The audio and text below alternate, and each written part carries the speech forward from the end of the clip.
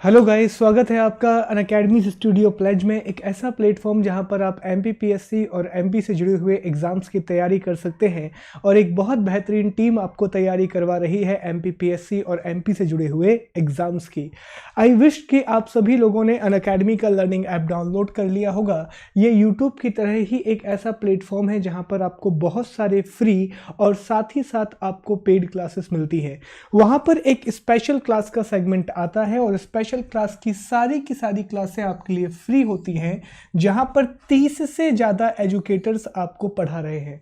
उसके अलावा अगर आप एमपीपीएससी प्रीलिम्स और मेंस परीक्षा की तैयारी करना चाहते हैं तो वहां पर आप पेड कोर्सेज भी ले सकते हैं। जैसे कि मेरा एक पेड कोर्स वहां पर 10 तारीख से स्टार्ट हुआ है और जनवरी से हम मेंस के कोर्स स्टार्ट करेंगे।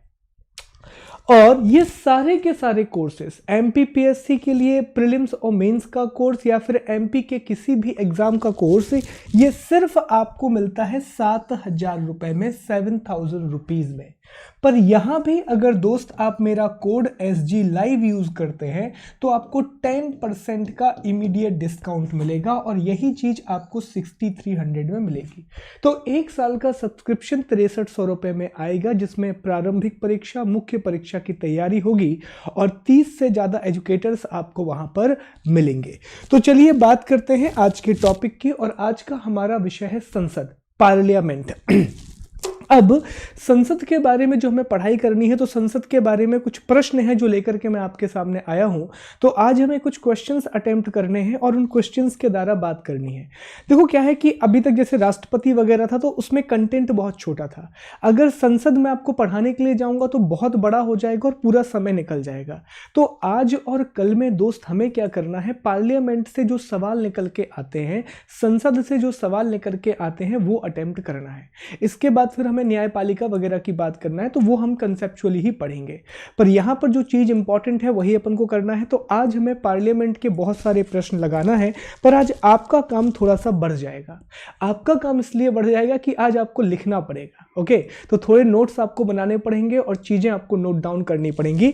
इस तरह से मैं आपके लिए पूरी सामग्री बना करके लाया हूं। लगभग 4 से 6 पेज का पूरा मटेरियल है, अपडेटेड है, रिसर्च है। कुछ बातें इसमें अपडेट नहीं हुई है, लद्दाख वाला, क्योंकि उसका डेटा मुझे अभी नहीं मिला है।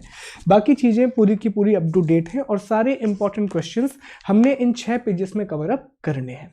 ओके, तो स्टार्ट करते हैं अपन चीजों को और देखते हैं अपना पहला आज का सवाल क्या है। तो आप लोगों को आंसर करना है और आंसर से भी ज्यादा इंपॉर्टेंट यह है कि हमें डिस्कशन करना है क्वेश्चंस का। Okay, good evening to all, good evening. चलो तो क्वेश्चंस स्टार्ट करते हैं। आप लोग प्लीज आंसर करते जाइएगा दोस्त, आप लोग प्लीज आंसर करते जाइएगा। तो ये रहा हमारा आज का पहला सवाल। सॉरी, पहले नंबर तो हम बात कर लें कि 2 मिनट पहले इंट्रोडक्शन समझिए, 2 मिनट के कि हमें संसद की बात करनी है। तो हम भाग 5 पढ़ रहे थे और भाग 5 में हम संघ की बात कर रहे थे, यूनियन की बात कर रहे थे, अनुच्छेद 52 से 151 तक। और हमने दोस्त इसमें पढ़ा था कि इसमें कार्यपालिका की बात करनी है, एग्जीक्यूटिव, जिसकी बात हम कर चुके हैं। अब हमारा दूसरा टॉपिक है संघ की विधायिका। अब हमें लेजिस्लेशन के बारे में पढ़ना स्टार्ट करना है, आर्टिकल 79 से आर्टिकल 123 तक। इसके बाद हम उच्चतम न्यायालय के बारे में पढ़ेंगे, सुप्रीम कोर्ट के बारे में पढ़ेंगे और फिर आखिरी में हम बात करेंगे कैग की, competitor and auditor general of India की। तो दोस्त आप लोगों को याद होगा कि कार्यपालिका में, एग्जीक्यूटिव में हम ऑलरेडी राष्ट्रपति को पढ़ चुके हैं, हम उपराष्ट्रपति को पढ़ चुके हैं, हम प्रधानमंत्री और मंत्रिमंडल को पढ़ चुके हैं और भारत के महान्यायवादी को पढ़ चुके हैं। तो अगर आपसे कहा जाए तो हमने भाग 5 जो संघ है, यूनियन है, उसका पहला पार्ट कवर कर लिया है। और पहला पार्ट क्या था, कार्यपालिका, एग्जीक्यूटिव हमने कवर कर लिया है, जिसमें राष्ट्रपति, उपराष्ट्रपति, प्रधानमंत्री और महान्यायवादी की बात कर ली है। आज से हमें स्टार्ट करना है विधायिका, आज से हमें स्टार्ट करना है लेजिस्लेशन। और इसमें हमें 2 चीजों की बात करनी है, एक लोकसभा और एक राज्यसभा। किसकी बात करनी है, लोकसभा और राज्यसभा की हमको बात करनी है। अब जैसे यहां पर हम बात करें, जब शब्द हम इस्तेमाल करेंगे संसद, अब हमारा टॉपिक क्या है, संसद। तो आखिर सर इस संसद वर्ड का मतलब क्या होता है। सर आखिरकार इस पार्लियामेंट वर्ड का मतलब क्या होता है? तो दोस्त आपको यहाँ पर याद रखना है कि ये जो वर्ड है पार्लियामेंट, ये जो वर्ड है संसद, इसको परिभाषित किया गया है आर्टिकल 79 में, अनुच्छेद 79 में। तो आर्टिकल नंबर 79 में कहा गया है कि संसद का अर्थ होगा राष्ट्रपति, राज्यसभा और लोकसभा। तो आर्टिकल 79 अनुच्छेद 79 डिफाइन करता है संसद को, डिफाइन करता है पार्लियामेंट को, और ये कहता है कि पार्लियामेंट में कौन कौन आएगा। तो इसमें राष्ट्रपति आएगा, इसमें राज्यसभा आएगी और इसमें लोकसभा आएगी। तो इन तीन चीजों से मिलकर के तैयार होता ही हमारी क्या, संसद। और इसी संसद के बारे में हमें पढ़ना क्या करना है, प्रारंभ करना है। इसी संसद के बारे में पढ़ना हम स्टार्ट करेंगे। तो आई विश आप सारे लोग क्वेश्चंस के आंसर देंगे और चीजों को अटेम्प्ट करेंगे। तो स्टार्ट करते हैं दोस्त, एक एक करके प्रश्न हमें स्टार्ट करना है। लगभग 30 प्रश्न हमें इस क्लास में सॉल्व करना है। तो ये रहा पहला प्रश्न आपके सामने कि संसद में कौन शामिल नहीं होता, who does not attend the parliament. संसद में कौन शामिल नहीं होता, who does not attend the parliament. चलिए बताइए इसका अर्थ क्या, इसका आंसर बताइए। और इसमें आपके पास ऑप्शन है राष्ट्रपति, उपराष्ट्रपति, Lok Sabha, Rajya Sabha, president, vice president, Lok Sabha and Rajya Sabha. Answer बताइए इसका जल्दी से। वेरी गुड, उमा जी का आंसर आया, आभा जी का आंसर आया, तृप्ति जी का आंसर आया, नीतू जी का है, समीक्षा जी का। वेरी गुड गाइस, बहुत ही बढ़िया। पार्ट 2 संडे को आएगा सर। Very good. नहीं मिश्रा जी, प्रेसिडेंट शामिल होता है। ओके, तो इसका आंसर बहुत ही आसान था, इसका आंसर हो जाएगा उपराष्ट्रपति। अभी अभी हमने पढ़ा कि भारतीय संविधान का एक भाग है, एक पार्ट है, वो भाग कौन सा है, भाग 5। कौन सा भाग है, भाग 5 है भारतीय संविधान का। इस भाग 5 में संघ की चर्चा की गई है, यूनियन का डिस्कशन किया गया है, जो कि आर्टिकल 52 से स्टार्ट होकर के आर्टिकल 151 तक है। कहां से कहां तक है, 52 से स्टार्ट होकर 151 तक है। इसी में आर्टिकल 79 है, और आर्टिकल 79 में संसद का जिक्र किया गया है, जिसमें राष्ट्रपति होते हैं, जिसमें राज्यसभा होती है और जिसमें लोकसभा होती है। ये सारी चीजें जो मैं यहां पर लिखूंगा आप प्लीज नोट डाउन करते जाइएगा, यहीं से प्रश्न आएंगे, जितने भी प्रश्न आएंगे। चलिए अगले प्रश्न पर चलते हैं, ज्यादा प्रश्न हमको सॉल्व करना है। नेक्स्ट, निम्नलिखित में से कौन सा कथन असत्य है। दोस्त जब भी ऐसे प्रश्न एमपीपीएससी वगैरह में आते हैं, इन शब्दों को ध्यान से पढ़ा करो। इंग्लिश में फॉल्स नहीं लिखा रहता, वहां पर ट्रू और नॉट ट्रू लिखा रहता है। ओके, सो हमेशा याद रखना, कई बार हम फ्लो में बह जाते हैं और भावनाओं में बह जाते हैं, सत्य असत्य भूल जाते हैं वहां पर। ओके, सो प्लीज रिमेंबर कि यहां पर कौन से वर्ड्स आ रहे हैं, सत्य या असत्य। तो दोस्त प्रश्न है कि निम्नलिखित में से कौन सा कथन असत्य है, which of the following statement is false. Option 1, Lok Sabha में अधिकतम संख्या 552, maximum number in Lok Sabha 552। Lok Sabha में राज्यों से सदस्य 530, member from state in Lok Sabha 530। Rajya Sabha में राज्यों से अधिकतम सदस्य 335, maximum 335 member in Rajya Sabha from state. और राज्यसभा में अधिकतम सदस्य संख्या 250, मैक्सिमम नंबर इन राज्यसभा 250। जल्दी आंसर कीजिए, इसका आंसर क्या होगा।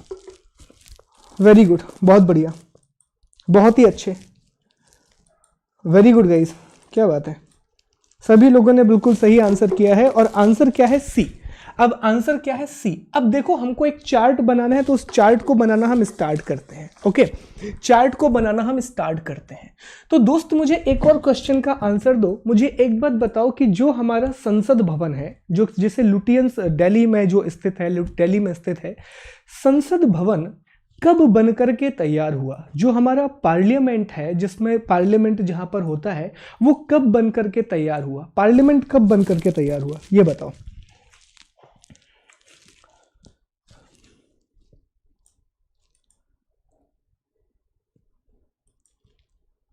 नहीं, देखो क्वेश्चन ध्यान से सुनना। मैंने कहा वो भवन, बिल्डिंग कब बन करके तैयार हुई, बिल्डिंग की बात कर रहा हूं मैं। हाँ, वेरी गुड, सुपर नॉलेज जी का आंसर आया है, बहुत बढ़िया। ओके, नहीं, तो याद रखना 1927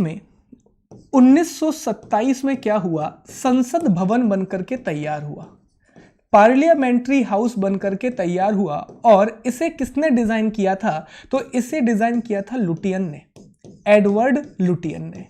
ओके, अब यहां पर याद रखना भारत में कौन सी प्रणाली अपनाई गई है, तो भारत में संसदीय प्रणाली को अपनाया गया है। इंग्लिश में भारत में पार्लियामेंट्री सिस्टम को अपनाया गया है। और यह संसदीय प्रणाली का स्रोत क्या है, तो इसका आंसर करेंगे यूके। स्रोत क्या है, यूनाइटेड किंगडम। तो यूके से हमने क्या अपनाया है, भारत में संसदीय प्रणाली अपनाई है। और भारत में संसद में 2 सदन होते हैं। कितनी व्यवस्था है, द्विसदनीय व्यवस्था है। भारत की संसद में द्विसदनीय व्यवस्था है, द्विसदनीय व्यवस्था है, मतलब कि बाई कैमरल है। भारत का जो पार्लियामेंट है वो कैसा है, बाई कैमरल है, 2 सदन है। कौन कौन से सदन है, एक तो हो गया राज्यसभा, काउंसिल ऑफ स्टेट भी कई बार लिखा रहता है पर राज्यसभा, और दूसरा आपका हो जाएगा लोकसभा। दूसरा क्या हो जाएगा, दूसरा हो जाएगा लोकसभा। एक हो गया राज्यसभा, दूसरा हो जाएगा लोकसभा। अब देखो यहां से आते हैं अलग अलग प्रकार के प्रश्न, इनको आप नोट करना। पहला प्रश्न दोस्त आएगा कि लोकसभा में राज्यसभा और लोकसभा में 2 प्रकार से मेंबर होते हैं। एक तो होते हैं अधिकतम, मैक्सिमम, और एक होते हैं वर्तमान, प्रेजेंट। तो अधिकतम सदस्य संख्या मतलब राज्यसभा में मैक्सिमम कितने मेंबर हो सकते हैं, अधिकतम कितने सदस्य हो सकते हैं। सो प्लीज याद रखना, राज्यसभा में जो अधिकतम सदस्य हो सकते हैं उनकी संख्या है 250। कितनी संख्या है, उनकी संख्या है 250, 250। लेकिन अगर आपसे पूछे कि वर्तमान में कितने सदस्य हैं, प्रेजेंट में कितने मेंबर हैं, तो आंसर याद रखना 245। वर्तमान में कितने हैं, 245। यहीं पर गलत हुआ था। राज्यसभा में राज्यों की अधिकतम संख्या भी यहां भी क्लियर हो जाएगा। ओके, ये भी आपको क्लियर होगा। अब ये जो 250 सदस्य हैं, 250 मेंबर हैं, ये 2 प्रकार से विभाजित हैं। ये 2 प्रकार से विभाजित हैं। एक इसमें होते हैं इलेक्टेड, निर्वाचित, और दूसरे होते हैं नॉमिनेटेड, मनोनीत। तो 250 में से दोस्त याद रखना 238 जो है वो इलेक्टेड है, वो निर्वाचित है, और 12 सदस्य क्या हैं, तो 12 सदस्य नॉमिनेटेड हैं, 12 सदस्य क्या किए जाते हैं, मनोनीत किए जाते हैं। और आप सभी जानते हैं कि इन 12 सदस्यों का जो मनोनयन करता है वो कौन करता है, राष्ट्रपति करता है। ऐसा किस अनुच्छेद में लिखा गया है, तो ऐसा अनुच्छेद 80 में लिखा हुआ है। आधार क्या होता है, तो साहित्य होता है, कला होता है, विज्ञान होता है, और समाज सेवा होता है। क्या क्या आधा ग्राउंड होते हैं, तो एक होता है आपका literature, art, science and social work. तो इतने आधार होते हैं। अब वर्तमान में स्थिति क्या है, तो वर्तमान में ऐसे याद रखना, वर्तमान में दोस्तों जो राज्यों से मेंबर आते हैं, इलेक्टेड मेंबर जो हैं, इलेक्टेड मेंबर हैं अभी, ये हो जाएंगे 12, तो ये 12 में से गया तो 233। कितने हैं, 233। तो वर्तमान में कितने हैं, 233 सदस्य हैं जो इलेक्टेड हैं। वर्तमान में 233 कैसे हैं, निर्वाचित हैं। और यहां पर ये गलत हो जाता, यहां पर 235 लिखा हुआ था। तो ये पॉइंट आपको याद रखना है। ओके, अब यहां लोकसभा की बात करते हैं। अब लोकसभा की बात करते हैं तो लोकसभा में याद रखना, लोकसभा में दोस्त याद रखना, मैक्सिमम जो संख्या है, अधिकतम, वो है 552। अधिकतम कितने हो सकते हैं, 552 हो सकते हैं। लेकिन वर्तमान में एट करंट कितने हैं, तो हम सभी जानते हैं 545 है। कितने हैं, 545 है, 545 है। तो अधिकतम लोकसभा में कितने हो सकते हैं, 552। लेकिन वर्तमान में कितने हैं, करंट में कितने हैं, 545 है, 545 है। अब इसमें भी 2 पॉइंट याद रख लेना आप लोग कि ये जो 552 है ये भी 2 प्रकार से बटे हुए हैं। एक तो इसमें है इलेक्टेड और एक है इसमें नॉमिनेटेड। तो दोस्त 552 में से जो 500 हैं, सॉरी 550 हैं, वो तो इलेक्टेड हैं और 2 लोग क्या है, नॉमिनेटेड हैं। क्योंकि हमने पढ़ा था कि राष्ट्रपति क्या करता है, लोकसभा में 2 आंग्ल भारतीय समुदाय के लोगों को नॉमिनेट कर सकता है। President can nominate 2 person from Anglo Indian community in the Lok Sabha. तो ये हो गया सर कि 552 अधिकतम है, इसमें से 552 क्या है, इलेक्टेड है और 2 क्या है, नॉमिनेटेड है। इसके बाद ये जो 545 वाला मामला है इसको भी समझ लेते हैं। 545 वर्तमान संख्या है, इसमें से जो इलेक्टेड है वो है 543, जो निर्वाचित हैं वो 543 और नॉमिनेटेड कितने हैं, 2। नॉमिनेटेड कितने हैं, 2 हैं। और इन 543 में से भी याद रखना 530 कहां से आते हैं, राज्यों से आते हैं, और 13 कहां से आते हैं, यूटी से आते हैं। अभी जम्मू कश्मीर वाला कुछ चेंजेस होंगे तो वो जब अपडेट होगा तो हम देख लेंगे। फिलहाल आपको इतनी बातें याद रखना है। अब देखो सवाल क्या क्या आएगा, समझो यहां से। इसमें से सवाल आपको आ जाएगा, पहला सवाल, राज्यसभा में अधिकतम सदस्य संख्या कितनी होती है, what is the maximum number in Rajya Sabha. Answer करेंगे 250। आंसर क्या करेंगे, 250 आंसर कर देंगे। वर्तमान में राज्यसभा में कितने मेंबर हैं, एट प्रेजेंट राज्यसभा में कितने मेंबर हैं, आंसर करेंगे 245। आंसर क्या करेंगे, 245 आंसर करेंगे। इसके अलावा लोकसभा में अधिकतम सदस्य संख्या क्या है, मैक्सिमम नंबर क्या है, आंसर करेंगे 552। आंसर क्या करेंगे, 552। वर्तमान में कितनी संख्या है, आंसर करेंगे 545। आंसर क्या करेंगे, 545, 545। लेकिन अब सवालों का स्तर बढ़ रहा है और सवाल वो आपसे ऐसे नहीं पूछ रहा, सवाल वो आपसे ये पूछ रहा है कि राज्यसभा वर्तमान में निर्वाचित सदस्यों की संख्या क्या है, what is the current number of elected members in the Rajya Sabha. तो एक एक शब्द यहां पर याद रखना। अगर उसने पूछा वर्तमान में निर्वाचित सदस्य तो आंसर क्या होगा, ध्यान से सुनना। उसने पूछा कि राज्यसभा में वर्तमान में निर्वाचित सदस्य कितने हैं, तो आप आंसर क्या करेंगे, 233। लेकिन अगर उसने पूछा कि राज्यसभा में अधिकतम निर्वाचित सदस्य कितने हो सकते हैं, राज्यसभा में मैक्सिमम इलेक्टेड मेंबर कितने हो सकते हैं, तो आप आंसर करेंगे 238। आंसर क्या करेंगे, पेन नहीं चल रहा, ओके लो भैया एक सेकेंड ना, चलो। तो आप आंसर क्या करेंगे, तो आप आंसर करेंगे 238। अगर उसने पूछ लिया कि राज्यसभा से मैक्सिमम इलेक्टेड मेंबर कितने हो सकते हैं, अधिकतम निर्वाचित सदस्य, तो आंसर करेंगे 238। लोकसभा की बात कर ले, लोकसभा में भी यही सवाल पूछेगा कि लोकसभा में निर्वाचित वर्तमान में, अगर सवाल आया कि वर्तमान में लोकसभा में निर्वाचित सदस्यों की संख्या क्या है, what is the number at present elected members in the Lok Sabha, at present, तो आंसर क्या करोगे, 543। लेकिन अधिकतम पूछ लेगा तो 550 आंसर करोगे। ये चार्ट प्लीज बना लेना। इस चार्ट के बाद क्वेश्चन अटेम्प्ट हो जाएंगे। लोकसभा में राज्यों से 530 लोग आते हैं, यूटी से 13 आते हैं, पर अभी ये सवाल नहीं आएगा बिकॉज ऑफ जम्मू कश्मीर। अब बताओ यहां पे कोई डाउट, यहां पर कोई डाउट है क्या आपको, जल्दी बताओ। यहां पर कोई डाउट, फिर आगे चलना है। बहुत सारे प्रश्न लगाना है, मैं बहुत अच्छे से कंटेंट तैयार करना है। एक भी प्रश्न पार्लियामेंट से बाहर नहीं जाना चाहिए एमपीपीएससी या किसी भी एग्जाम में, ओके ये दृढ़ निश्चय लेके जाना दोस्त अपन को। Thank you. तो आगे चलें।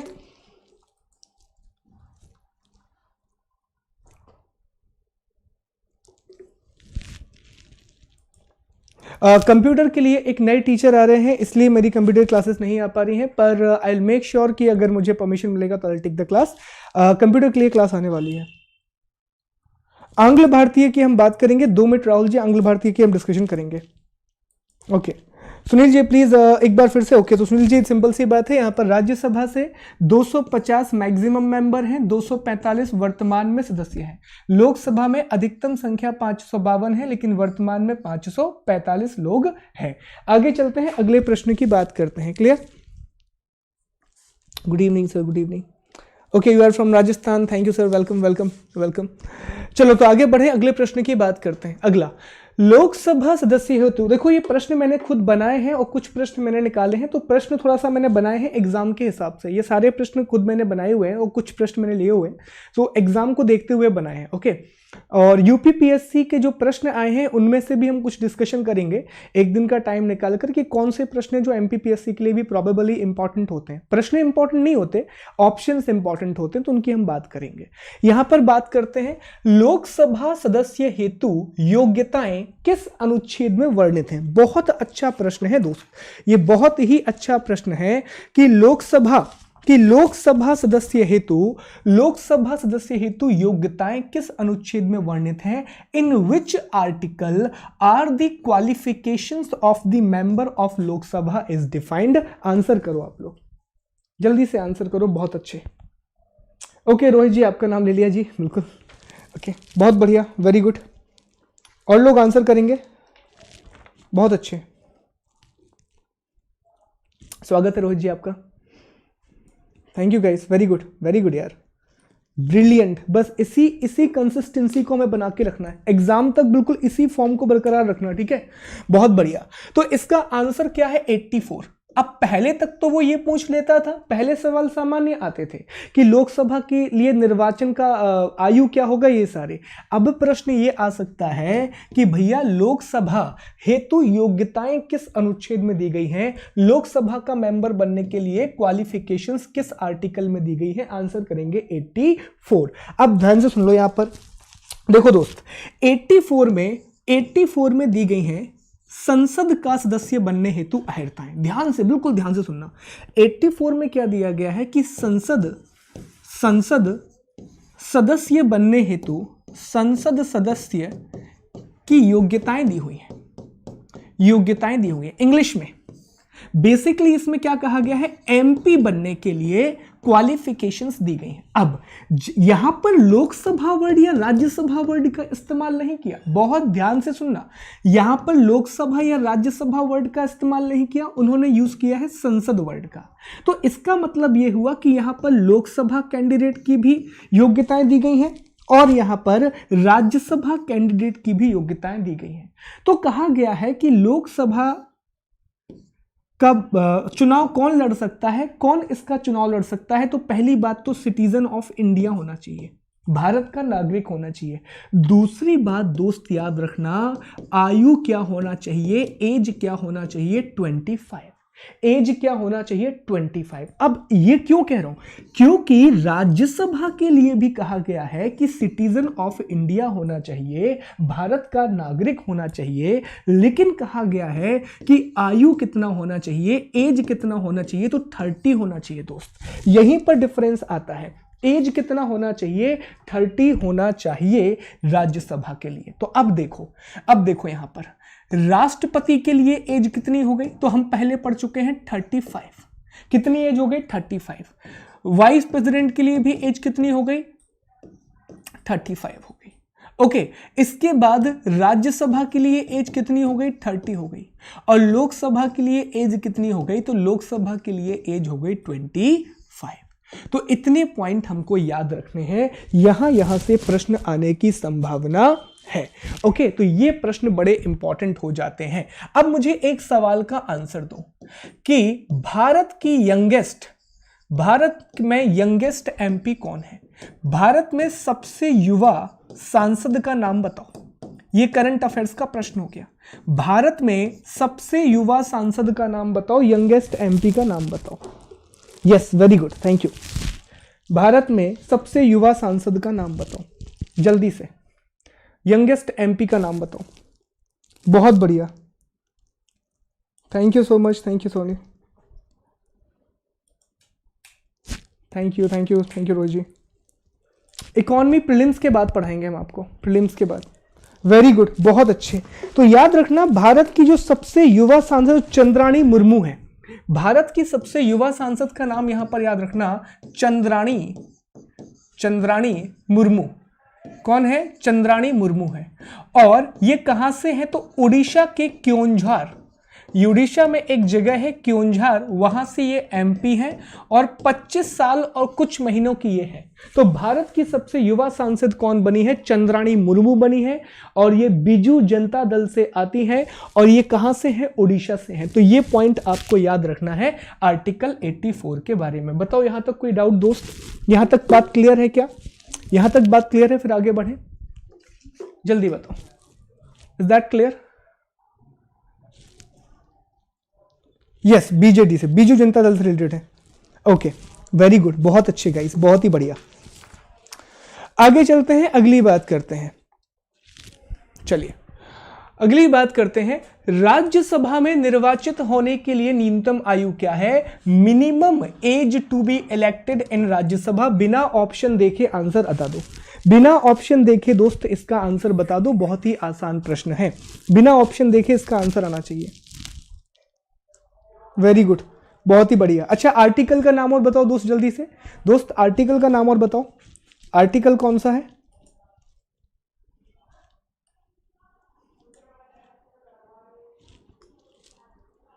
वेरी नाइस, वेरी नाइस, बहुत अच्छे। आर्टिकल अभी पढ़ा ना, 84। आर्टिकल कौन सा है? 84। तो 84 नंबर के जो अनुच्छेद है दोस्त, उसमें लोकसभा के लिए भी बात की गई है और राज्यसभा के लिए भी बात की गई है, प्लीज याद रखना।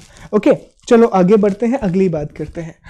पांचवा, ये बहुत महत्वपूर्ण प्रश्न है और इस पर हमें बहुत आराम से और अच्छा डिस्कशन करना है। तो इसके लिए आई रिक्वेस्ट कि आप सभी लोग पहली बात तो कॉपी निकाल लें, और बहुत बढ़िया प्रश्न है, बहुत सारी चीजें हम यहां से डिस्कस करने वाले हैं। प्रश्न क्या है समझते हैं। भारत में अंतिम परिसीमन किस जनगणना के आधार पर हुआ था? The last delimitation in India was based on which census? Bharat में अंतिम परिसीमन किस जनगणना के आधार पर हुआ था? The last delimitation in India was based on which census? 2001, 2011, 1971 और 1999। आंसर कीजिए दोस्त इसका। बहुत अच्छा प्रश्न है और बहुत सारी बातें डिस्कस करने के लिए। वेरी गुड, वेरी गुड, बहुत अच्छे, बहुत ही बढ़िया, वेरी गुड यार, आप लोग बहुत अच्छा पढ़ के आए हो यार, वेरी नाइस, इम्प्रेस्ड, बहुत अच्छे। तो आप सभी लोगों ने बिल्कुल सही आंसर दिया और आंसर क्या है? 2001। अब यहां पर कुछ बातें लिखना है हमको और पूरी की पूरी एक कहानी हमको यहां पर समझना है। तो दोस्तों, इंडिया में क्या है? भारतीय संविधान का एक अनुच्छेद है आर्टिकल 82। कौन सा अनुच्छेद है? आर्टिकल 82। भारतीय संविधान का एक अनुच्छेद है 82। इसमें कहा गया है कि संसद मतलब कि इंग्लिश में क्या हो जाएगा? पार्लियामेंट। संसद क्या करेगी? प्रत्येक जनगणना के बाद, संसद क्या करेगी? प्रत्येक जनगणना के बाद, आफ्टर ईच सेंसस, हर एक जनगणना के बाद क्या बनाएगी? एक परिसीमन आयोग बनाएगी। क्या बनाएगी? एक परिसीमन आयोग बनाएगी। परिसीमन आयोग को अंग्रेजी में क्या कहते हैं? डिलिमिटेशन कमीशन बनाएगी। क्या बनाएगी? संसद डिलिमिटेशन कमीशन बनाएगी। तो पहला सवाल यहीं से क्लियर होना चाहिए कि परिसीमन आयोग का निर्माण कौन करता है? डिलिमिटेशन कमीशन बनाता कौन है? तो आंसर होगा संसद बनाती है। क्या बनाती है? संसद बनाती है।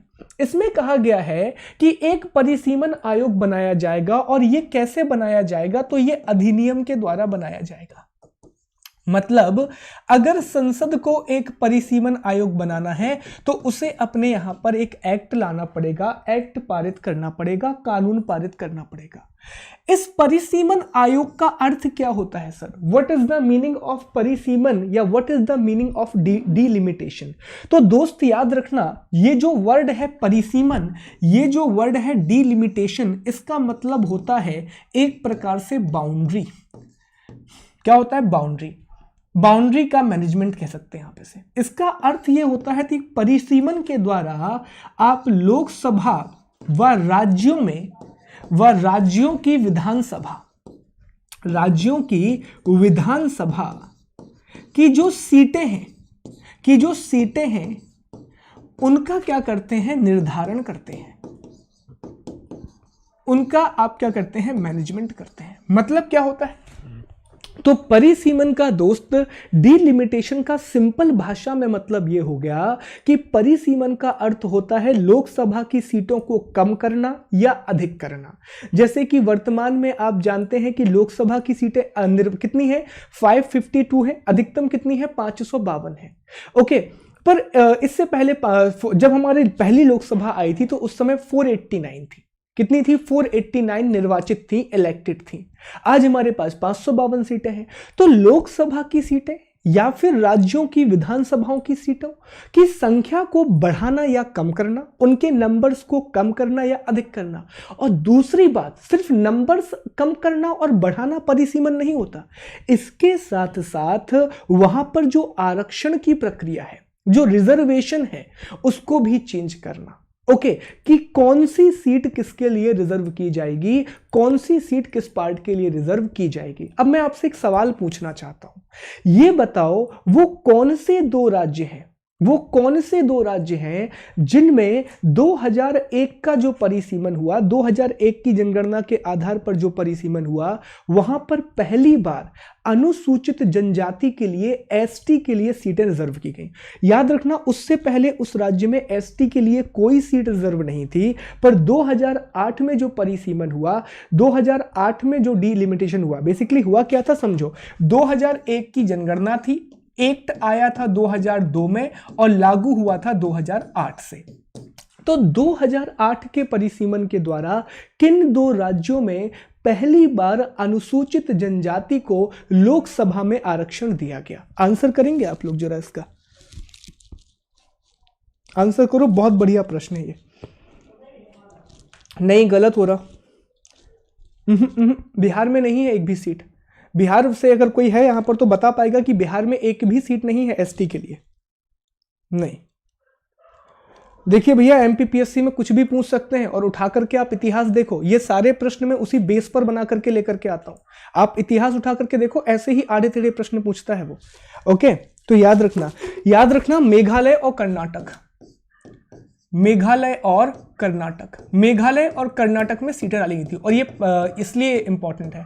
और यहां पर दो सीटें कर दी गई मेघालय और कर्नाटक में। तो ये पॉइंट याद रखना आपको यहां पर, ठीक है। तो यहां पर वापस आ जाओ, अधिनियम। तो परिसीमन आयोग बनाया जाएगा। अब समझना एक बार इसको, परिसीमन आयोग बनाया जाएगा।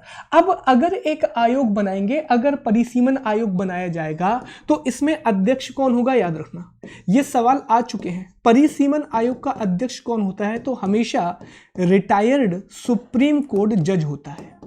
कौन होता है? सुप्रीम कोर्ट का सेवानिवृत्त न्यायाधीश होता है। दूसरा, उसके सदस्य कौन होते हैं? तो सदस्य दो लोग होते हैं। ओके, एक तो होता है चीफ इलेक्शन कमिश्नर, भारत का मुख्य निर्वाचन आयुक्त, और दूसरा होता है संबंधित राज्य का मुख्य निर्वाचन आयुक्त। संबंधित राज्य का मुख्य निर्वाचन आयुक्त, ठीक है, chief election commissioner of related state. अब जैसे कि मान लीजिए कि अगर आप एमपी में परिसीमन कर रहे हैं, मध्य प्रदेश का आप परिसीमन कर रहे हैं, एमपी का आप डिलिमिटेशन कर रहे हैं, तो मध्य प्रदेश निर्वाचन आयोग का जो चीफ कलेक्शन होगा वो भी इसका मेंबर होगा। तो यहां पर हमने क्या देखा कि आर्टिकल 82 में संसद एक परिसीमन आयोग का गठन करेगी, डिलिमिटेशन कमीशन बनाएगी, और उस डिलिमिटेशन कमीशन में 3 लोग होंगे। कितने लोग होंगे? 3 लोग होंगे। अध्यक्ष होंगे जो कि रिटायर्ड सुप्रीम कोर्ट के जज होंगे, सुप्रीम कोर्ट के रिटायर्ड जज होंगे। उसके अलावा सदस्य के रूप में चीफ इलेक्शन कमिश्नर, भारत के मुख्य निर्वाचन आयुक्त होंगे, और साथ ही साथ जिस राज्य का परिसीमन किया जा रहा है, जिस राज्य का डिलिमिटेशन किया जा रहा है, उस स्टेट के भी चीफ इलेक्शन कमिश्नर होंगे। और पता इंटरेस्टिंग बात क्या है, इन तीनों की जो नियुक्ति है, इन तीनों की जो अपॉइंटमेंट है, वो कौन करता है? वो राष्ट्रपति करता है। वो कौन करता है? वो राष्ट्रपति करता है, प्रेसिडेंट करता है। तो ये पॉइंट याद रखना परिसीमन आयोग के बारे में। अब अगर आपसे कोई पूछे परिसीमन आयोग का कार्य क्या है, तो बता देना, लोकसभा या राज्यों की विधानसभाओं की सीटों का परिवर्तन करना। दूसरा, आरक्षण संबंधी व्यवस्था में परिवर्तन करना कि सीटों में आरक्षण दिया जाएगा या नहीं दिया जाएगा। तीसरा, परिसीमन आयोग का गठन कौन करता है? Who is establish the delimitation commission, answer करेंगे पार्लियामेंट अंडर आर्टिकल 82। और परिसीमन आयोग के अध्यक्ष और सदस्यों को नियुक्त कौन करता है, आंसर करेंगे राष्ट्रपति। अध्यक्ष कौन होता है, तो अध्यक्ष होता है सुप्रीम कोर्ट का रिटायर्ड चीफ जस्टिस। ये पॉइंट आपको याद रखना है। बताओ यहां तक क्लियर, यहां तक क्लियर हुई क्या, यहां तक क्लियर हुआ, जल्दी बताओ। नहीं, अध्यक्ष सीईओ नहीं होता, सीईसी नहीं होता। पीडीएफ मिल जाएगा sir, okay thank you so much. अब यहां पर याद रखना, इसमें एक और पॉइंट याद रखो, ठीक है, एक और छोटा सा पॉइंट यहां पर याद रखो, अध्यक्ष सदस्य हो गया। अब अगला सवाल आएगा कि सर अब तक कितने परिसीमन आयोग बनाए जा चुके हैं। अगला सवाल क्या आएगा कि सर ये अब तक कितने परिसीमन आयोग बनाए जा चुके हैं। तो याद रखना अब तक 4 परिसीमन आयोग बनाए जा चुके हैं, अब तक 4 डिलिमिटेशन कमीशंस बनाई जा चुकी हैं। पहली बनाई गई थी 1952 में, सेंसस की जनगणना भी इसी समय होती है और जनगणना के बाद बनाया जाता है। अगली बनाई गई 1962 में, फिर से जनगणना होगी, फिर से इसको बनाया जाएगा। अगला बनाया गया 1972 में।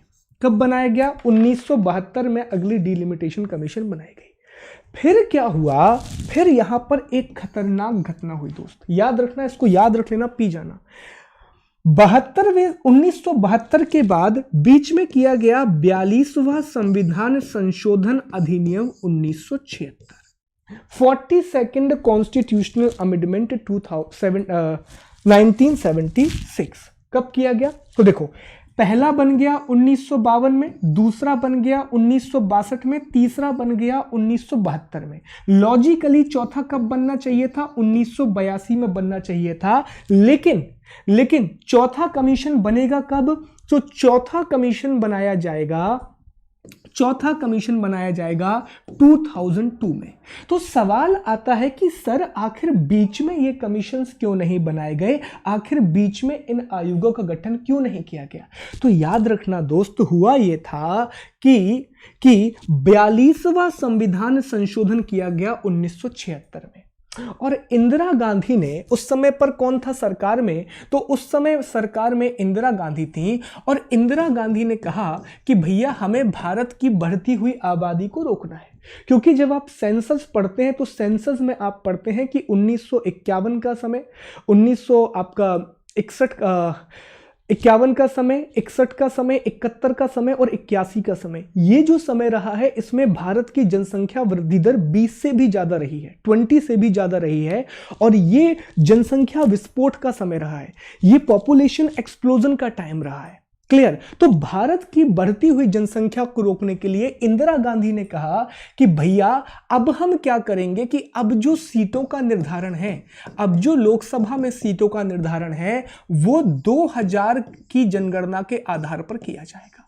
और अब 2000 तक, मतलब कि 1972 में क्या कह दिया कि अब भैया 2000 तक, सन 2000 तक कोई भी डिलिमिटेशन कमीशन नहीं बनाया जाएगा, कोई भी परिसीमन आयोग नहीं बनाया जाएगा। क्लियर। ये किसमें कह दिया गया, 72वें संविधान संशोधन 1976 के द्वारा यह बात कह दी गई। और कहा गया कि अब लोकसभा सीटों की संख्या भी कितनी हो गई थी, इस समय पे लोकसभा सीटों की संख्या 545 निर्धारित कर दी गई थी और अधिकतम कितनी, 552। तो तब से लेकर अब तक 552 ही चली आ रही है और उसके बाद डिलिमिटेशन नहीं हुआ। फिर क्या हुआ कि भैया 2000 में होना था, 2000 का समय आ गया और समय आ गया 2000 का कि अब समय है कि फिर से डिलिमिटेशन कमीशन को बनाया जाए, फिर से परिसीमन आयोग का गठन किया जाए। लेकिन यहां पर भी एक खतरनाक कार्य हुआ। यहां पर यह हुआ कि अटल बिहारी वाजपेयी की सरकार थी, उन्होंने 84वां संविधान संशोधन कर दिया 2002 का, 84th कॉन्स्टिट्यूशनल अमेंडमेंट कर दिया 2003 का। और इसमें एक इंटरेस्टिंग बात कही गई, इसमें यह कहा गया कि अब भी लोकसभा की सीटों की जो संख्या है जिसको बढ़ाया जाना चाहिए था 2000 में, अब वो नहीं बढ़ाई जाएगी। वो कब बढ़ाई जाएगी, वो बढ़ाई जाएगी 2026 में। और 2026 तक लोकसभा की सीटों की अधिकतम संख्या 552 ही रहेगी, 552 ही रहेगी, जो किसके आधार पर है, जो 1971 की जनगणना के आधार पर है। तो हुआ क्या, 1942वें संविधान संशोधन के द्वारा कहा गया कि 2000 में जाकर के लोकसभा की सीटों की संख्या बढ़ाई जाएगी, और 84वें संविधान संशोधन में कह दिया कि नहीं, 2000 में नहीं बढ़ाएंगे, हम बढ़ाएंगे 2026 में, 2026 में। 2026 तक नंबर 552 ही रहेगा, जो 1971 के सेंसस पर बेस होगा। क्लियर? यहां तक क्लियर? अब देखो अगला सवाल फिर क्या निकल के आया। अगला सवाल निकल के आया तो सर फिर ये क्यों बनाया? अगर नंबर यही रखना था तो फिर 2002 का ये कमीशन क्यों बनाया? कमीशन इसलिए बनाया कि कहा गया 2002 में एक एक्ट ला करके डीलिमिटेशन कमीशन बनाया गया, परिसीमन आयोग बनाया गया, और इस परिसीमन आयोग से क्लियरली कहा गया कि आप संख्या नहीं बढ़ाएंगे। 552 है तो 552 ही रहेगी, 552 है तो 552 ही रहेगी। आप बस क्या कर दो, आप SC ST का रिजर्वेशन और सीटों का जरा बंटवारा देख लो, आप सीटों के बंटवारे को देख लो, आप ये देख लो कि कहां आरक्षण तो नहीं दिया जाना, जनसंख्या के सभी जो वर्ग हैं उनको प्रतिनिधित्व मिल रहा है कि नहीं मिल रहा है। तो इस परिसीमन आयोग ने, याद रखना, 2002 का जो परिसीमन आयोग बना, 2002 का जो डीलिमिटेशन कमीशन बना, उसने संख्या बढ़ाने की बात नहीं कही, उसने सिर्फ ST ST जो आरक्षण था उसकी व्यवस्था को सुधारा। और ये जो 2002 का कमीशन था, दोस्त, इसमें आपको 2-3 बातें याद रखना है कि ये जो 2002 का डीलिमिटेशन कमीशन बनाया गया, 2002 के डीलिमिटेशन कमीशन में क्या किया गया कि इसके जो अध्यक्ष हैं वो कौन थे? तो इस समय इसके अध्यक्ष थे सुप्रीम कोर्ट के रिटायर्ड जज इस समय हुआ करते थे, उनका नाम था, जस्ट मिनट, कुलदीप सिंह। नाम क्या था उनका? कुलदीप सिंह। तो सुप्रीम कोर्ट के रिटायर्ड जज कुलदीप सिंह इसके अध्यक्ष थे और चीफ इलेक्शन कमिश्नर रहेंगे, ऑब्वियस सी बात है। और इन्होंने अपनी रिपोर्ट कब सबमिट की? 2008 में सबमिट की, और 2008 में ये रिपोर्ट सबमिट की, और ये जो रिपोर्ट बनाई गई वो 2001 की जनगणना के आधार पर बनाई गई, 2001 के सेंसस को बेस करके बनाई गई। तो भारत में जो अंतिम परिसीमन हुआ वो किस जनगणना के आधार पर हुआ? अब क्वेश्चन समझना, यहां से प्रश्न निकलना प्रारंभ होंगे, ध्यान से सुनना। भारत में अंतिम परिसीमन किस जनगणना के आधार पर हुआ? तो आंसर करेंगे 2001 की जनगणना के आधार पर। भारत में लास्ट डीलिमिटेशन किसके बेस पर हुआ? तो वो हुआ 2001 के सेंसस के हिसाब से। पहला प्रश्न। दूसरा, भारत में अंतिम डीलिमिटेशन कमीशन के, भारत में अंतिम परिसीमन आयोग के अध्यक्ष कौन थे? आंसर करेंगे कुलदीप सिंह, जस्टिस कुलदीप सिंह। तीसरा प्रश्न, अंतिम परिसीमन आयोग की सिफारिशों को कब लागू किया गया? when the recommendations of last delimitation commission was implemented। Answer करेंगे 2008। आंसर क्या करेंगे? 2008 करेंगे, जब कर्नाटक और मेघालय में पहली बार क्या होता? अनुसूचित जनजाति के सदस्यों को आरक्षण दिया गया और 2-2 सीटें उनके लिए रिजर्व कर दी गई। अगला सवाल आएगा, सवाल ध्यान से सुनना, आंसर अपने आप कर दोगे कि वर्तमान में लोकसभा में सीटों की संख्या या राज्यों की विधानसभाओं में सीटों की संख्या किस जनगणना पर आधारित है? तो आंसर करेंगे 1971 की जनगणना पर आधारित है। इसे कब बदला जाएगा? तो लोकसभा, अगर देखो सवाल घुमाएगा कि लोकसभा की सीटों में परिवर्तन किस साल के बाद किया जा सकता है, तो आंसर करेंगे 2026 के बाद किया जा सकता है। तो 2026 के बाद एक नया डीलिमिटेशन कमीशन आएगा और लोकसभा के सदस्यों की संख्या में परिवर्तन आपको देखने के लिए मिलेगा और राज्यों की विधानसभा में भी आपको परिवर्तन देखने के लिए मिलेगा। हो सकता है कि तब हमारी संसद 1000 सांसदों वाली हो जाए, हमारे पास 1000 MP सिर्फ कहां पर हो जाए? पार्लियामेंट में हो जाए। ओके, ओके, ये व्यवस्था किस संविधान संशोधन के द्वारा की गई? तो आंसर करेंगे 84वें संविधान संशोधन के द्वारा, 84th कॉन्स्टिट्यूशनल अमेंडमेंट 2002 के द्वारा ये व्यवस्था कर दी गई। अब बताओ, डीलिमिटेशन कमीशन में कोई भी डाउट है? कोई भी डाउट है? एक भी प्रश्न गलत करके मत आना। पता है क्यों? ये मैंने आपको क्यों डीप में पढ़ाया, इसका कारण भी सुनो। ये हमने इसलिए पढ़ा है दोस्त, क्योंकि जम्मू कश्मीर का परिसीमन वाला मुद्दा आपको याद होगा। अभी जम्मू कश्मीर के डीलिमिटेशन वाले मुद्दे पर बहुत विवाद हुआ था, बहुत डिस्प्यूट हुआ था। तो हो सकता है वहां से एक सवाल आयोग कहां से निकाल दे, डीलिमिटेशन कमीशन से निकाल दे, परिसीमन आयोग से निकाल दे। तो ये रहा आपका परिसीमन आयोग। अब बताओ, इसमें कोई डाउट है क्या? विशाल जी, बहुत बड़ा है ये, थोड़ा सा please, I am extremely sorry, काफी बड़ा है, तो आप प्लीज एक बार रिवाइज करके देख लीजिएगा प्लीज। एक्सट्रीमली सॉरी इसके लिए। ओके हाँ, बिल्कुल मैं एमपीपीएससी का एग्जाम दूंगा, लेकिन पता नहीं, क्योंकि मेरा एमपी बिल्कुल भी अच्छा नहीं है and I am not so prepared, so शायद निकलेगा नहीं, पता नहीं क्या होगा। समझ आ गया sir, thank you sir, thank you. अच्छा साकेत दी, 2007-8 का पॉइंट यह है कि 2002 में पार्लियामेंट ने क्या किया? तो 2002 में पार्लियामेंट ने डीलिमिटेशन कमीशन को बनाया और इसकी सिफारिशें लागू कब से हुई? तो 2008 से ये लागू हुई, 7 नहीं था, 2008 से इसकी सिफारिशें लागू हुई, इंप्लीमेंट हो गया। ओके चलिए, नहीं पता 70वें गणतंत्र दिवस की थीम हमको नहीं पता, एक बार आप देख लीजिए प्लीज, पता नहीं क्या होगा, देखते हैं। 5 बजे है लाइफ टाइम का क्लासेस। ओके चलो आगे चलते हैं, अगले पॉइंट की बात करते हैं। अगला क्वेश्चन देखें दोस्त, अगला प्रश्न देखते हैं। संविधान के किस संशोधन के द्वारा लोकसभा के सदस्यों की संख्या 545 की गई? By which amendment of the constitution the number of members of Lok Sabha was increased to 445? ये बताओ भैया, अच्छा प्रश्न है कि संविधान के किस संशोधन के द्वारा सदस्यों की संख्या 545 कर दी गई?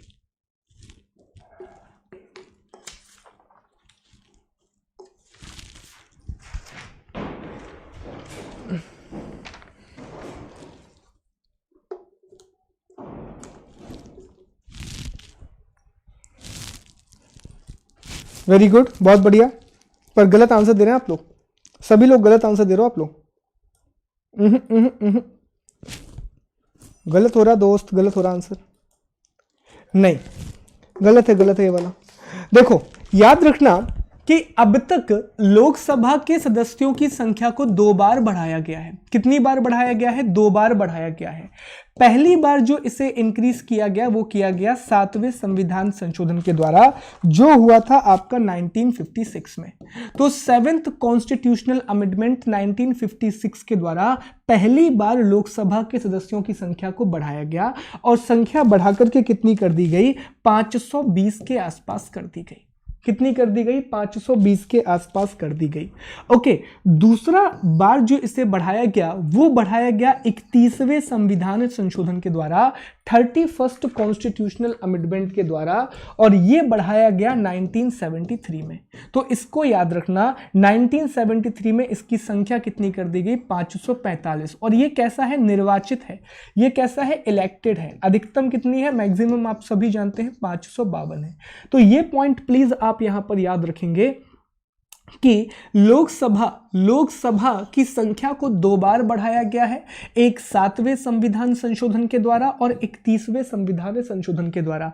आप ऐसे याद रखो ना, 1971 में सेंसस हुआ, उसके बाद पे क्या बनाया गया? 1972 में डीलिमिटेशन कमीशन बनाया गया, परिसीमन आयोग बनाया गया, और उसकी सिफारिशों पर 1973 में क्या कर दिया गया? तो 1973 में 31st कॉन्स्टिट्यूशनल अमेंडमेंट एक्ट के द्वारा नंबर को 545 कर दिया गया। तो ये 2 पॉइंट प्लीज आप याद रखेंगे। ओके 31, सो प्लीज याद रखेंगे। थैंक यू, आई विश आपको ये पॉइंट याद रहेंगे। तो इसका आंसर क्या हो जाएगा? इसका आंसर हो जाएगा 31। इसका आंसर क्या हो जाएगा? 31 हो जाएगा, ए हो जाएगा। आगे चले, अगले प्रश्न की बात करते हैं। अगले प्रश्न की अपन बात करते हैं। ओके चलो नेक्स्ट क्वेश्चन की बात करते हैं। 72 में डीलिमिटेशन कमीशन बनाया जाएगा, परिसीमन आयोग, और 73 में उसको इंप्लीमेंट कर दिया जाएगा। ओके चलो आगे बढ़ते हैं। नेक्स्ट, अगला प्रश्न, लोकसभा के अध्यक्ष और उपाध्यक्ष के निर्वाचन संबंधी प्रावधान कहां दिए गए हैं?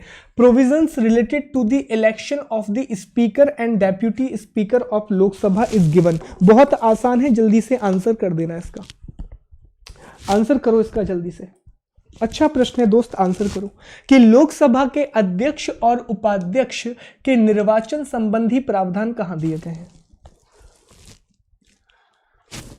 वेरी गुड, बहुत बढ़िया, वेरी नाइस। पर आंसर गलत नहीं हो रहा आप लोग, ऐसे लग रहा। अरे नहीं, ज्योग्राफी के वीडियो आ रहे हैं, बस कल नहीं आ पाया था। रेगुलर वीडियो आ रहा है, एक बार आप चेक करें, ज्योग्राफी की प्लेलिस्ट में मिल जाएगा आपको, आप वो चेक कर लीजिएगा, वहां मिल जाएगा आपको। ओके, वेरी नाइस, बहुत बढ़िया। पर बहुत से लोग गलत भी आंसर दे रहे हैं। आंसर है इसका 93। आंसर क्या है? 93। देखो ऐसे ही प्रश्न आते हैं। क्या होता है, देखो हमेशा मैं कहता हूं कि जो एमपीपीएससी के प्रश्न है ना, वो अगर आप ध्यान से पढ़ो तो 90% प्रश्न आप लूसेंट से ही पढ़ लोगे। पर पता है हम क्या करते हैं, लूसेंट में सिर्फ उन्हीं बातों को पढ़ते हैं जो बार बार हमें इंपॉर्टेंट लगती हैं, और छोटी छोटी बातों को हम भूल जाते हैं, दरकिनार कर देते हैं। हम ये पढ़ लेते हैं कि लोकसभा का अध्यक्ष की योग्यता यह है, पर कभी कभी ये पढ़ना भूल जाते हैं ऐसा किस आर्टिकल में लिखा है। पर जो प्रश्न बनाने वाला है, अगर उसे वो लूसेंट की पुस्तक दे दी जाए तो उसे पता है कि मैक्सिमम लोग क्या पढ़ने वाले हैं, मैक्सिमम लोग सिर्फ यही पढ़ने वाले हैं। तो वो जाकर के प्रश्न पूछेगा आर्टिकल पर, आपको लगेगा यार सब तो पढ़ा था, ये वाला पॉइंट भी लूसेंट में ही था। Okay, so just read carefully और प्रश्न बनाना सीखो, आप लोग खुद प्रश्न बनाना सीखो। तो आंसर क्या है इसका? 93। आर्टिकल 93 में कहा गया है, आर्टिकल 93 में कहा गया है, 93 में कहा गया है कि लोकसभा का अध्यक्ष, लोकसभा के अध्यक्ष और उपाध्यक्ष, लोकसभा के अध्यक्ष और उपाध्यक्ष का क्या होगा? निर्वाचन होगा। तो पहला पॉइंट तो यहीं से निकल करके आ गया। इंग्लिश में बोलते जरूर, परेशान मत होना। आर्टिकल 93 में कहा गया है कि लोकसभा के स्पीकर और डेप्यूटी स्पीकर का क्या होगा? निर्वाचन होगा, इलेक्शन होगा। क्या होगा? इलेक्शन होगा, निर्वाचन होगा। ये पहला पॉइंट। अब सवाल ये आता है कि अक्सर आपने कह दिया इलेक्शन होगा, पर ये निर्वाचन करेगा कौन? पर ये इलेक्शन करेगा कौन? तो याद रखना, ये निर्वाचन लोकसभा के सदस्य ही करते हैं, लोकसभा के सदस्य ही करते हैं, बहुमत के आधार पर, मेजॉरिटी के बेस पर लोकसभा के मेंबर ही ये चुनाव करते हैं। यही कारण है कि जिस पार्टी की सरकार होती है जिस पार्टी की सरकार होती है, हमेशा उसी पार्टी का लोकसभा अध्यक्ष या उपाध्यक्ष बन जाता है। उपाध्यक्ष किसी और को भी बना देते हैं, पर लोकसभा अध्यक्ष हमेशा उसी पार्टी का बनता है। अच्छा, एक सवाल याद आ गया मुझे इस चीज से, प्लीज ये पॉइंट याद रखना। अब मुझे एक बात मुझे बताओ कि वर्तमान में लोकसभा में सदन का नेता कौन है? Who is the leader of house in Lok Sabha? ये बताओ आप। सौरभ जी, कंप्यूटर के लिए नए टीचर आ रहे हैं, कल या परसों से उनकी क्लासेस स्टार्ट हो जाएंगी, so he will take the classes. Thank you so much for that. आप ये बताओ कि लोकसभा में वर्तमान में सदन के नेता कौन है? अच्छा प्रश्न है, आप लोग आंसर कीजिएगा इसका। Very good. पीएम कौन है भैया? पीएम मोदी है। वर्तमान में नेता कौन है? पीएम मोदी है। अच्छा, विपक्ष का नेता कौन है ये बताओ? विपक्ष का नेता कौन है? पीएम मोदी है। Thank you so much Aarti ji, very good. अब मुझे ये बताओ, लोकसभा में विपक्ष का नेता कौन है? Who is the leader of opposition in Lok Sabha? कोई नहीं।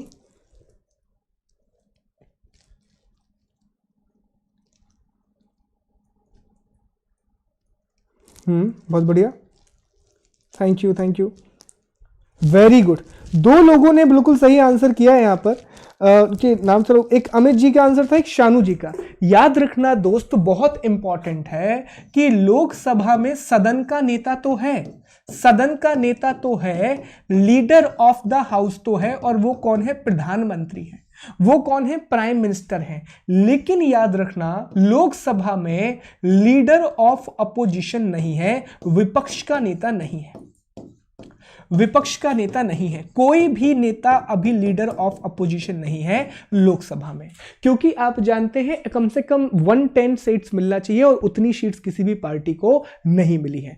अगला सवाल, राज्यसभा में सदन का नेता कौन है?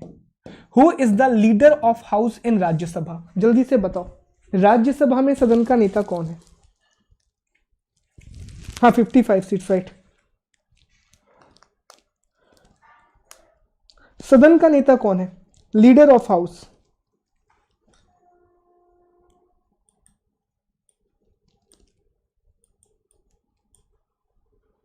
वेरी गुड, थावर चंद्र गहलोत, बहुत बढ़िया। सदन राज्यसभा में कौन है? थावर चंद गहलोत। कौन है भैया? थावर चंद गहलोत, बहुत बढ़िया, थावर चंद्र गहलोत है। अब आप लोग ये पता कर लेना ये कहां से एमपी है, ये कहां से सांसद है, ऐसे सवाल आ जाते हैं एमपीपीएससी में। दूसरा, राज्यसभा में विपक्ष के नेता कौन है? Who is the leader of opposition in Rajya Sabha? जल्दी से बताओ।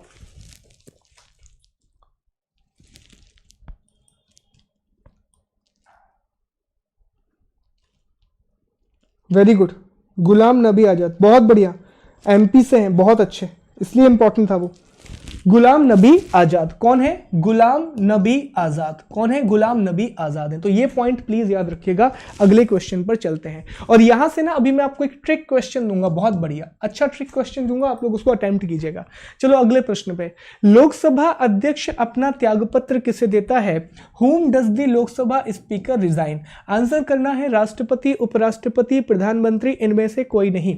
President, vice president, prime minister, none of these. Answer करो इसका दोस्त, आंसर करो इसका जल्दी से।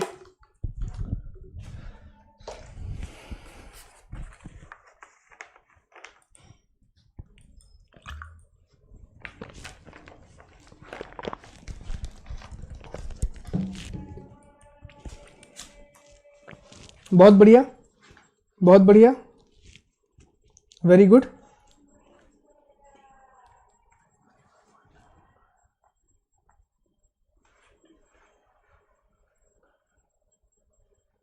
In Mexico, no one looks above the subject code. Okay, thank you. Very good, बहुत बढ़िया गाइस, बहुत ही अच्छा आप लोगों ने आंसर किया। इसका आंसर है डी। इसका आंसर क्या है? None of the above. अब यहां पर 1 मिनट का एक्सप्लेनेशन सुनो, which is very much important. तो भारतीय संविधान के आर्टिकल 93 में क्या था? तो 93 में हमने पढ़ा कि इसमें लोकसभा के अध्यक्ष और उपाध्यक्ष के निर्वाचन की बात की गई है, इसमें लोकसभा के स्पीकर और डेप्यूटी स्पीकर के इलेक्शन की बात की गई है। 94 भारतीय संविधान का जो अनुच्छेद 94 है, 94 है, उसमें बात की गई है लोकसभा के अध्यक्ष मतलब कि चेयरमैन और उपाध्यक्ष मतलब कि डेप्यूटी चेयरमैन के दो बातों की चर्चा की गई है। इसमें बात की गई है, एक तो बात की गई है त्यागपत्र की, रेजिग्नेशन की, और दूसरी बात की गई है हटाने की प्रक्रिया की, प्रोसेस ऑफ रिमूवल की। किसकी बात की गई है? प्रोसेस ऑफ रिमूवल की बात की गई है। आर्टिकल 19(4) कहता है कि लोकसभा का जो अध्यक्ष है, लोकसभा का जो अध्यक्ष है, जो चेयरमैन है, वो अपना रेजिग्नेशन, वो अपना त्यागपत्र किसे देगा? वो अपना त्यागपत्र उपाध्यक्ष को देगा। किसे देगा? उपाध्यक्ष को देगा। जबकि जो लोकसभा का उपाध्यक्ष है, जो लोकसभा का डेप्यूटी चेयरमैन है, वो अपना रिजाइन किसे देगा? तो वो अपना रिजाइन अध्यक्ष को देगा। वो किसे देगा? चेयरमैन को देगा। तो ऐसे मान के चलो, एक लोकसभा का स्पीकर हो गया, एक लोकसभा का डेप्यूटी स्पीकर हो गया, तो उनके बीच में कुछ ऐसा रिलेशनशिप बन जाएगा। ओके, एक दूसरे को रिजाइन देते रहेंगे वो लोग। अच्छा, अगला बात आता है कि सर इनको हटाएंगे कैसे? अगर लोकसभा के अध्यक्ष या उपाध्यक्ष को हटाना है तो हटाएंगे कैसे? तो ये बताओ, इनको निर्वाचन कैसे किया गया था? इनका इलेक्शन कैसे हुआ था? तो इनका इलेक्शन हुआ था बहुमत के आधार पर, मेजॉरिटी के आधार पर। तो सिंपल याद रखना, हटाने के लिए भी लोकसभा के सदस्य बहुमत द्वारा, मेजॉरिटी के द्वारा इन्हें रिमूव कर सकते हैं। तो हटाने की प्रक्रिया भी बड़ी आसान है, बस 14 दिन पहले आपको एक नोटिस देना पड़ेगा, और 14 दिन पहले आप नोटिस देंगे, और उस नोटिस के आधार पर आप लोकसभा के सदस्य बहुमत के आधार पर, मेजॉरिटी के बेस पर लोकसभा के अध्यक्ष या उपाध्यक्ष को रिमूव कर सकते हैं, हटा सकते हैं। बताओ, यहां तक क्लियर? यहां तक क्लियर हुआ सब कुछ? ओके, बताओ क्लियर है दोस्त? फिर आगे चलें, अपन अगली बात करें। Thank you so much, thank you so much. चलो आगे चलते हैं, अगली बात करते हैं। अगला, प्रोटेम स्पीकर का प्रावधान संविधान के किस अनुच्छेद में किया गया है? In which article of constitution is the provision of protem speaker is given? बहुत अच्छा प्रश्न है। 82, 88, 96, none of the above. Answer करो भैया इस प्रश्न का, इस प्रश्न का आंसर करो, इस प्रश्न का आंसर करें आप लोग। अच्छा प्रश्न है ये।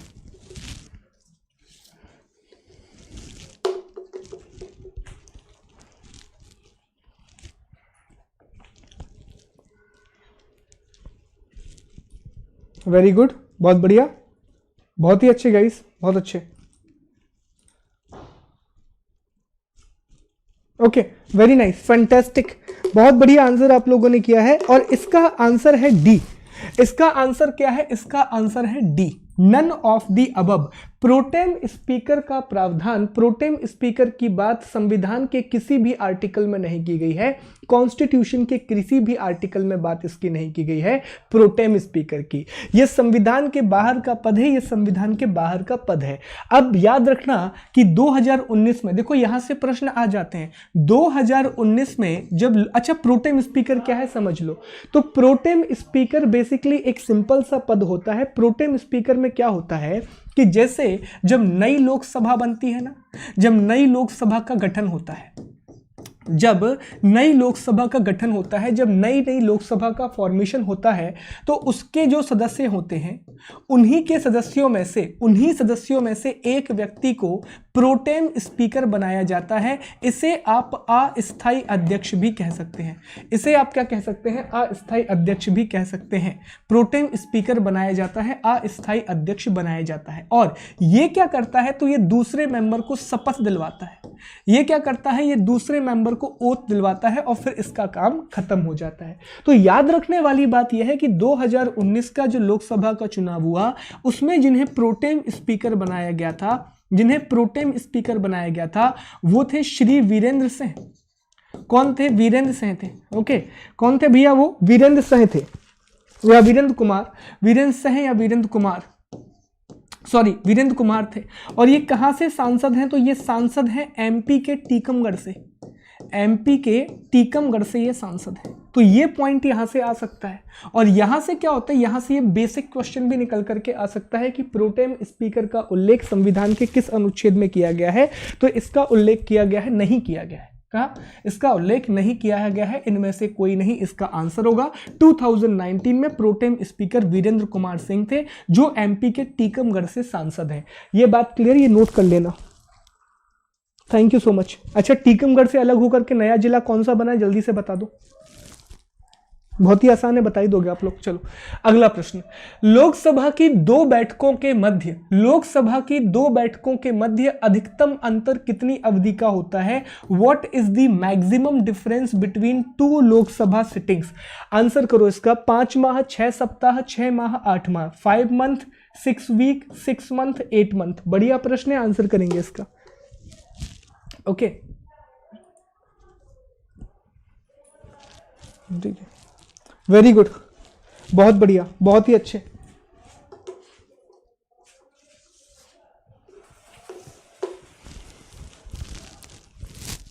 क्या बात है यार, बहुत अच्छे, ब्रिलियंट है आप लोग, बहुत टैलेंटेड हो यार, अच्छे फॉर्म में चल रहे हो। मतलब किसके ऐसे ऋषभ पंत टाइप के फॉर्म में हो आप लोग। ऋषभ पंत का फॉर्म टेम्पररी है, विराट कोहली जैसे हो आप लोग। ठीक है, चलो तो बहुत बढ़िया। इसका आंसर क्या है? 6 माह। इसका आंसर क्या है? 6 मंथ। अब यहां पर दोस्त एक बेसिक पॉइंट याद रखना, भारतीय संविधान का एक अनुच्छेद है, अनुच्छेद 85, आर्टिकल 85। तो आर्टिकल 85 में 3 बातें कही गई हैं। इसमें कहा गया है कि जो संसद है, जो पार्लियामेंट, संसद का जो सत्र है, जो सेशन ऑफ पार्लियामेंट है, तो सेशन ऑफ पार्लियामेंट, संसद सत्र के बारे में 3 बातें कही गई हैं। कितनी बातें कही गई हैं? 3 बातें कही गई हैं।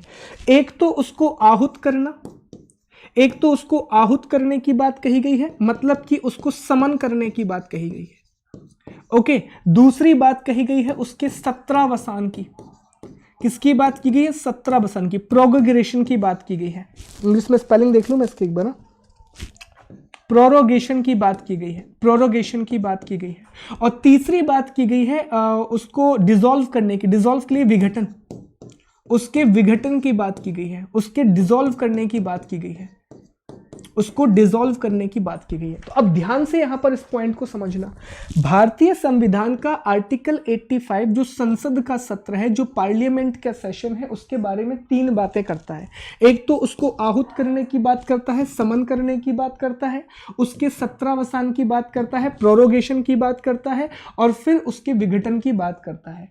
और कहता है कि ये तीनों के तीनों कार्य कौन करेगा? तो ये तीनों के तीनों कार्य करेगा राष्ट्रपति। ये तीनों के तीनों कार्य कौन करेगा? राष्ट्रपति करेगा, प्रेसिडेंट करेगा। आहूत करने का मतलब यह होता है कि संसद की बैठक को बुलाना। समन करने का मतलब क्या होता है? पार्लियामेंट की जो सिटिंग है उसको बुलाना। सत्रावसान का मतलब क्या होता है? तो प्रोरोगेशन का मतलब होता है कि जैसे मान लो अभी शीतकालीन सत्र चल रहा है, बहुत ठंड भी है, शीतकालीन सत्र चल रहा है, विंटर सेशन चल रहा है, तो विंटर सेशन को जब खत्म किया जाएगा ना तो वो सत्रावसान कहलाएगा। और डिसॉल्व करने का मतलब ये होता है कि जब एक लोकसभा का कार्यकाल खत्म हो जाता है तो उस लोकसभा को विघटित कर दिया जाता है, डिसॉल्व कर दिया जाता है। तो तीनों वर्णों के अलग अलग मीनिंग है। अभी आप अगले प्रश्न में फंसोगे भी, इसलिए ध्यान से पढ़ना। क्लियर? तो संसद का जो सत्र है, जो पार्लियामेंट के सेशन है, उसको समन भी कौन करता है? आहूत करता है। सत्रावसान और विघटन, उसको समन, प्रोरोगेशन और डिसॉल्व, ये तीनों कौन करता है? तो ये राष्ट्रपति करता है, प्रेसिडेंट करता है।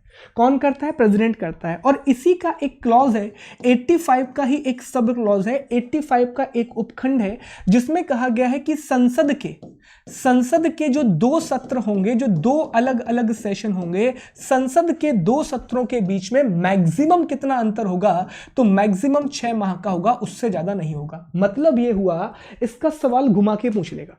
सवाल घुमा के ये पूछ लेगा कि एक साल में संसद की कम से कम कितनी बैठकें होनी चाहिए? How many time a parliament should meet in a year? तो आंसर करेंगे 2, क्योंकि भैया हर 6 महीने के बाद आपको बैठना ही पड़ेगा। That is compulsory for it. Okay, तो ऐसा किसमें कहा गया है? आर्टिकल 85 में कहा गया है। बताओ, ये समझ में आया? क्लियर है ये कहानी? ये कहानी क्लियर है?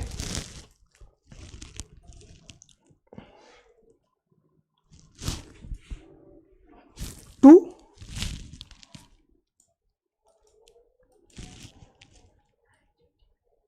अरे बिल्कुल, हम मैच के बहुत दीवाने हैं यार। हाँ, आर्टिकल 79 में संसद है, 79 में संसद है, 80 में राज्यसभा है, 81 में लोकसभा है, 82 में फिर। ठीक है, ऑल क्लियर? चलो, बहुत बढ़िया, बहुत बढ़िया। अच्छा, ये बताओ प्रश्न कैसे है? मजा आ रहा है कि नहीं आ रहा प्रश्नों में?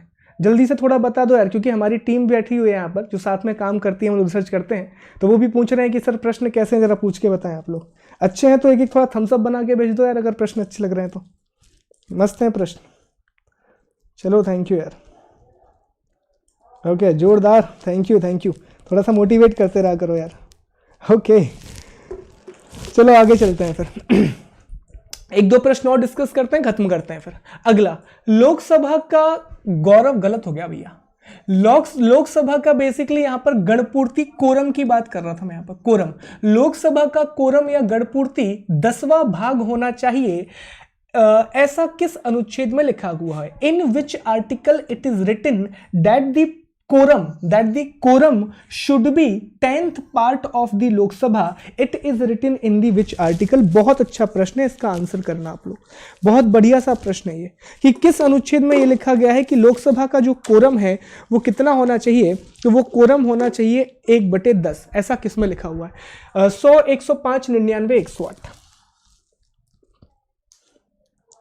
वेरी गुड, बहुत बढ़िया, थैंक यू।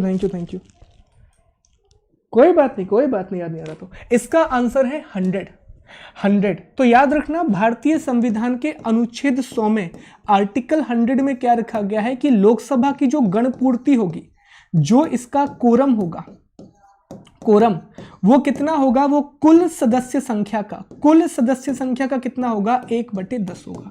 टोटल मेंबर का कितना होगा? 1/10 होगा। ये कहा गया है किसमें? आर्टिकल 100 में।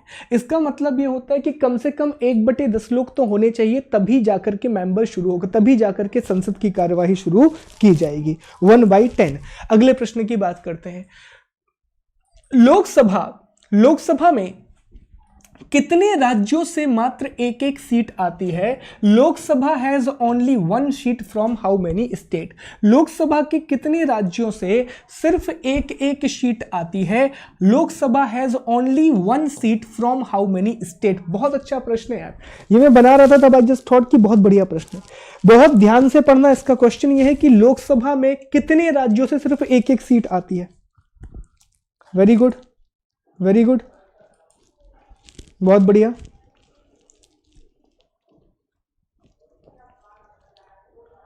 ओके, वेरी नाइस, बहुत अच्छे। तो इसका आंसर क्या है? 3। इसका आंसर क्या है? 3। अब यहां पर बहुत ध्यान से सुनना, ये जो लिस्ट हम बनाने के लिए जा रहे हैं इसको आप पी जाओ, बहुत ज्यादा इंपॉर्टेंट है आने वाले एग्जाम के लिए। तो इसमें याद रखना दोस्त, एक लिस्ट है कि मिजोरम,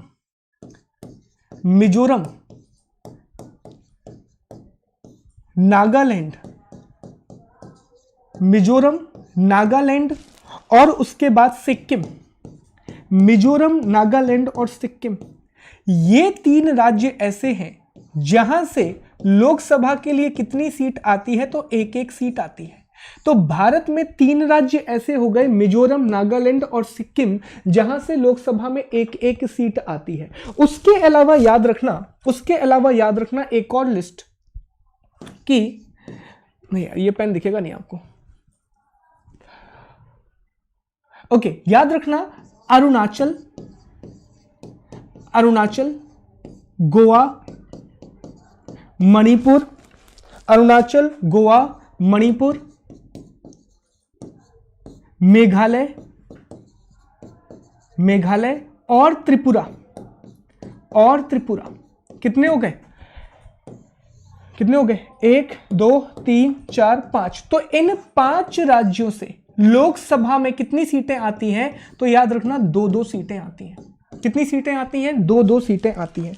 ठीक है, तो ऐसे प्रश्न भी आने की संभावना है। इन प्रश्नों को भी याद रखना कि अरुणाचल, गोवा, मणिपुर, मेघालय, त्रिपुरा, ये कितने हो गए? तो 5 राज्य हो गए। और यहां पर लोकसभा से कितनी कितनी सीटें आती हैं? तो 2-2 सीटें आती हैं। 2-2 सीटें यहां से निकल करके आती है। लेकिन मिजोरम, नागालैंड और सिक्किम, ये 3 राज्य ऐसे हैं जहां पर लोकसभा में सिर्फ एक एक सीट निकल करके आती है। इस पॉइंट को प्लीज आप याद रखेंगे। 7 सिस्टर में Assam plus Goa, Mizoram, Sikkim. Thank you. कब अपडेट होगा? मतलब ये लीना जी समझ नहीं आया मुझे, कब अपडेट हुआ करके। ओके, इसको प्लीज क्लियर करें आप। Hi Priya ji, hi. Okay, Shanu Sahu, thank you. चलो आगे बढ़ते हैं। 2019 के लोकसभा चुनाव में जम्मू कश्मीर से कितनी सीटें थी? अब इस प्रश्न को डालने का कारण सिर्फ एक था, बनाने का कारण कि हाल ही में जम्मू कश्मीर का बहुत बड़ा इशू हुआ है। आप जानते हैं बहुत बड़ा परिवर्तन हुआ है जम्मू कश्मीर में। तो हो सकता है सवाल ऐसा पूछ ले कि 2019 का जो लोकसभा चुनाव हुआ वहां जम्मू कश्मीर से कितनी सीटें आई निकल करके। तो इसका आंसर भी आप लोगों को करना है। जल्दी से बताओ। यस, बिल्कुल कर देंगे जी गोविंद जी, कवर कर देंगे। आने वाले 30 तारीख को कवर कर देंगे हम। ठीक है, बीच में कुछ आधा दंडी क्लासेस भी हुई थी, इसलिए कवर कर देंगे हम। 30 दिसंबर को सारी पॉलिटी और ज्योग्राफी खत्म हो जाएगी।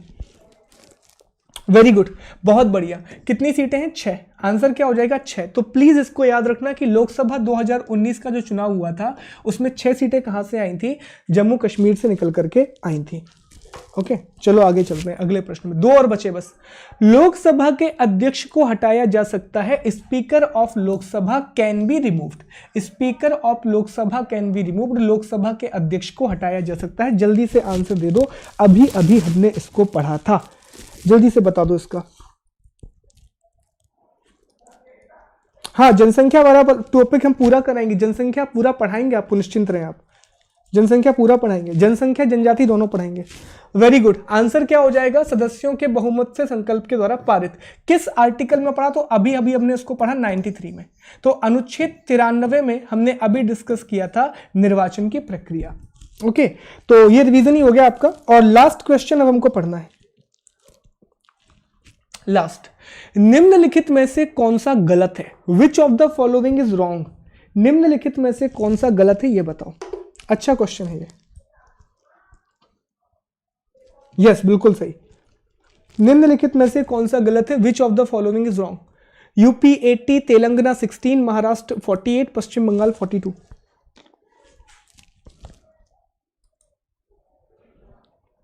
वेरी गुड, बहुत अच्छे, बहुत ही बढ़िया गाइस, बहुत बढ़िया, वेरी गुड। तो इसका आंसर क्या है? इसका आंसर है बी। इसका आंसर है बी। तेलंगाना में 16 सीटें नहीं है, तेलंगाना में 17 सीटें हैं। अब होता क्या है कि जो कुछ राज्य चर्चा में है उनकी बात कर लेते हैं। तो लोकसभा में सबसे ज्यादा जो सीटें आती हैं वो यूपी से आती हैं। कितनी आती है? 80 सीट्स आती हैं यूपी से। सबसे ज्यादा सीट्स यूपी से आती हैं। यूपी के बाद महाराष्ट्र का नाम आता है जहां से 48 सीट्स आती हैं। महाराष्ट्र के बाद पश्चिम बंगाल का नाम आता है, वेस्ट बंगाल का नाम आता है जहां से 42 सीट्स आती हैं। वेस्ट बंगाल के बाद बिहार का नाम आता है जहां से 40 सीट्स आती हैं, और एमपी से सभी जानते हैं 29 सीट्स आती हैं।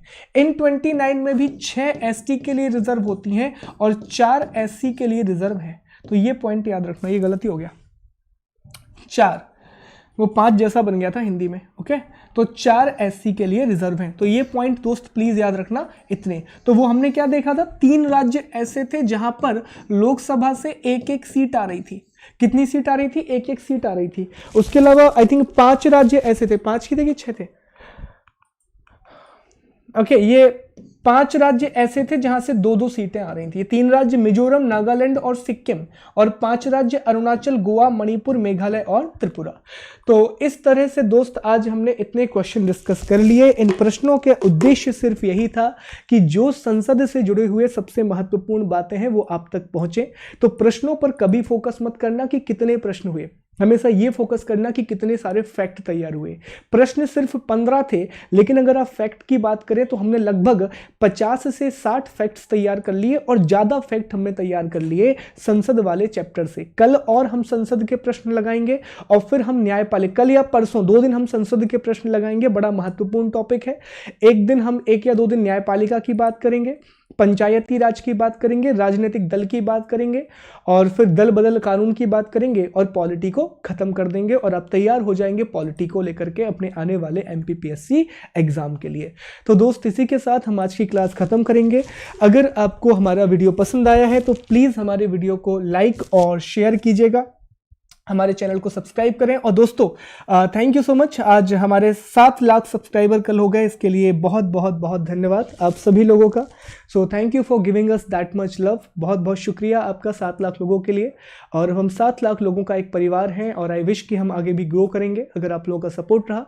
और अगर एमपीपीएससी पे अनअकैडमी पर आप कोई भी चीज़ खरीदते हैं, चाहे वो यूपीएससी का हो, एमपीपीएससी का हो, किसी भी चीज़ का हो, प्री मेंस की तैयारी का, तो उसमें मेरा कोड यूज़ करें SG Live, तो आपको 10% का डिस्काउंट मिलेगा।